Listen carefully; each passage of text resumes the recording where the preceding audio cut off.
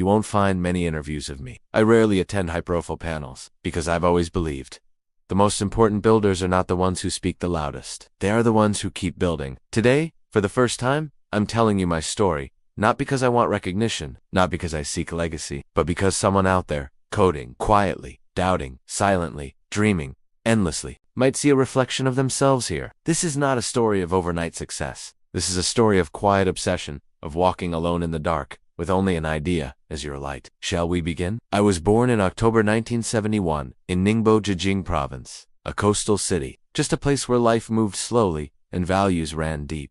My father was an engineer. My mother, a teacher. They didn't give me toys, they gave me curiosity. In school, I wasn't the most popular kid. I didn't talk much. But whenever I looked at a machine, I wanted to know what made it tick. The first time I touched a computer, I felt something shift inside me. It was an Apple II. I was reading memory registers, changing code, breaking things just to rebuild them again. Most kids wanted to become astronauts or doctors. I just wanted one thing: to understand how everything works. In 1989, I entered Chengdu Institute of Radio Engineering. I studied electronic science, not because it was popular, but because it felt like the closest path to my obsession. University was not easy. I wasn't from Beijing or Shanghai. I didn't have connections. I had to build my identity from scratch. Every night, when others slept, I wrote code, not for grades, but for joy. I realized something early. The people who change the world are not the ones who follow instructions. They're the ones who rewrite them. After graduation, I worked for the government in Ningbo. It was a secure job, decent salary, but inside,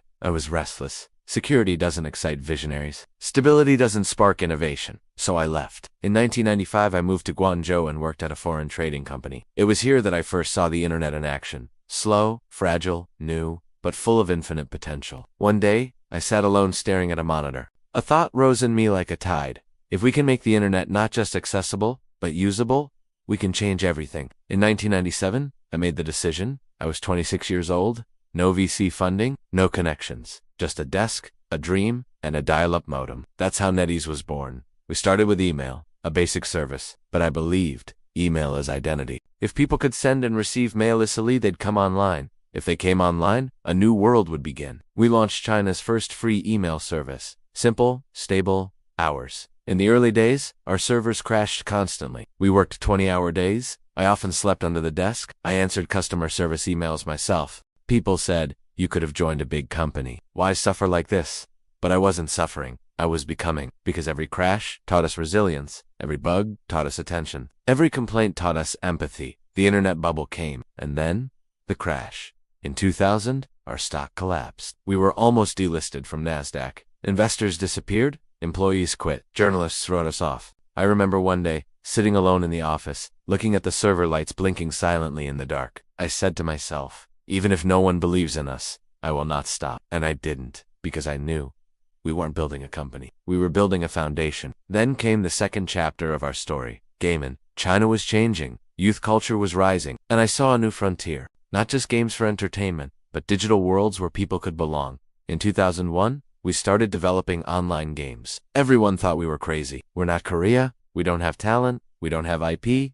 They were right. But we had one thing: obsession with quality. We tested every frame, polished every server, balanced every level. Our first hit, Fantasy Westward Journey, didn't just succeed. It became a phenomenon, not because it had flashy graphics, but because it had heart. People stayed not for the combat, but for the community. We realized something. Games are not code. Games are emotion. Over the next 2 decades, NetEase transformed. We became one of the largest gaming companies in the world. We collaborated with Blizzard, created our own IPs, invested in AI, music, education, but we never lost what made us different. We cared more about depth than noise.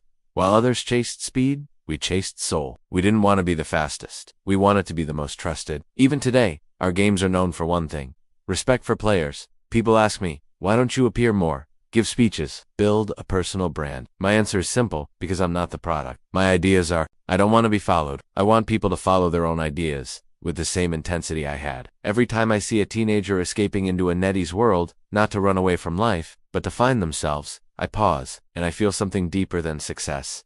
Purpose, because I didn't set out to be a billionaire. I set out to build something that mattered. So, who am I? I am not loud, not famous, not interested in being a legend. I am William Ding, founder of NetEase, a quiet builder from Ning, who believed that, even in a country of 1 billion people, One man with a keyboard and a question could shape the future. And I proved, you don't have to shout to build something the world never forgets.